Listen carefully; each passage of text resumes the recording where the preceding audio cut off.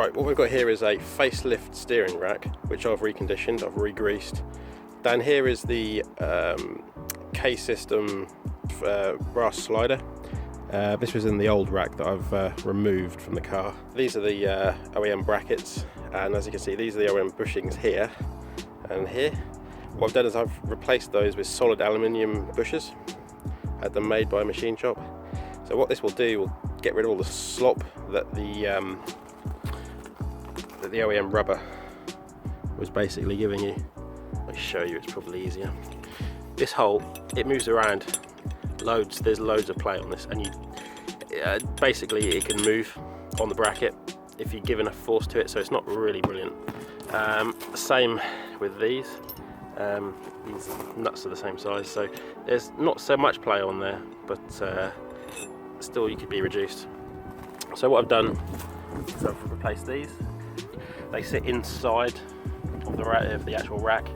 They're in interference fit, and this one on this side and the back of there. As you can see, it's spaced out like the original mount is. If you can see that. Hopefully finally give the EP3 some more steering feel, which it sorely lacks from the factory.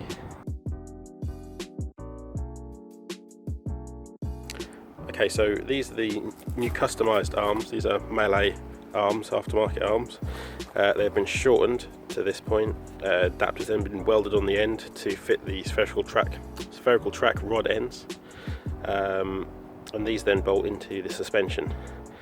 Obviously, with this being welded, the adjustment is just this bit here. So I've measured them and they're pretty close, so we should be fine with that. Just a side note, these arms are actually hollow inside, so be careful when you cut them around. So what these should do is give me a little bit more steering feel through the steering, as well as the solid bushes on the rack. Just for comparison, this is a standard track rod end. As you can see, there's a ball and a bolt, or a threaded rod. These are conical, so they're actually thinner up here, down here, than they are down here. But as you move through the travel of this, it's very easy to move it there. And as you get up here, it starts to give you a bit of resistance, and then you get so far over and it goes again. And doesn't help when you're driving the car. It can sometimes cause the car to feel like it's tram lining as well.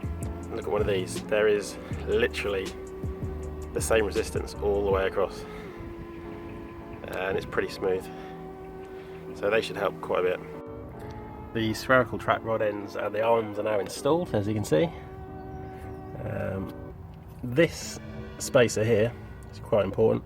Allows the joint to actually sort of rotate, otherwise it's going to hit this arm.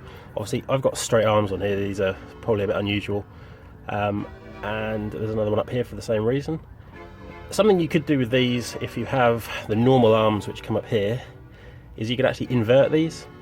The holes inside of the arm are tapered, so you'd have to drill them out like I have done, but you could actually run this whole assembly here upside down. It would mean that the rack riser that you normally use in the middle there, you wouldn't need to, because these arms are then pretty straight. I mean, as you can see from the other side, the actual arms are pretty straight with these things installed, so that should stop bumps there, which is something that you get if the arms are at too much of an angle. But we shall see what happens with that when I drive it for the first time.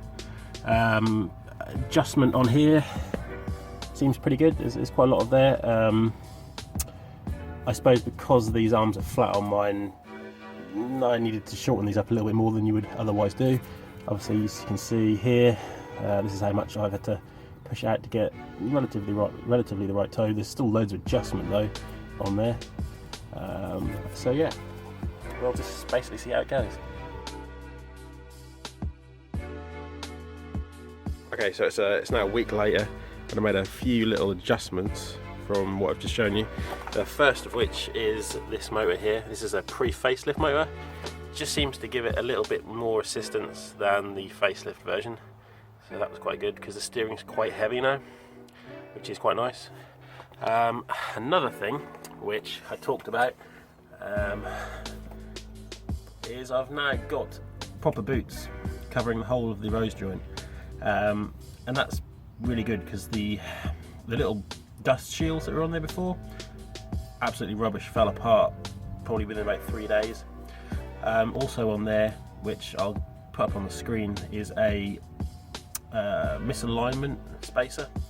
Basically they are chamfered at the bottom as they go down towards the top of the rose joint. They're on both sides, and what they do is they give it a little bit more angle, which is also lightening the steering up ever so slightly, and is definitely something you need to run, at least with the flat arms. Not entirely sure if you have the other style.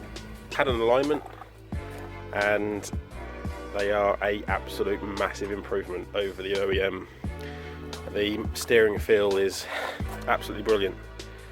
So it's a massive improvement on the OEM track rod ends. It's hard to describe because it's all about feel, but there's less give in everything. Obviously, if you like the videos, like them down below. If you want to see any more, subscribe. Hopefully the next video will be a clutch video, and then we're on to the what everyone wants to see, which is how much the power the car can make. So thanks for watching, and see you later.